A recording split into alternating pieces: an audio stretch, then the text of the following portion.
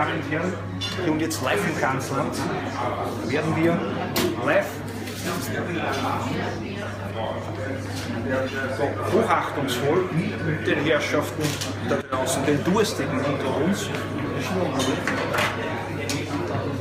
ein schön gezapftes Bier servieren. Folgen Sie mir unauffällig. So. Gehen Sie ruhig, gehen Sie. So, komm uns mit hier.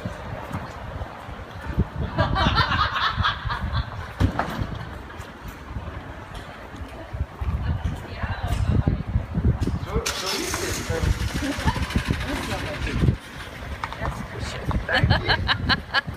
Ja, grüß dich. Ja, hallo.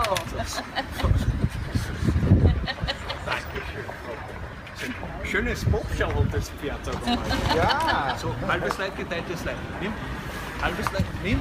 Wir sind Brüder, 50-50, wir haben dieselbe Mutter. Die Mama wird böse, nimm das für die Kaffeekasse, ja? Tschüss, Papa. Servus. Danke.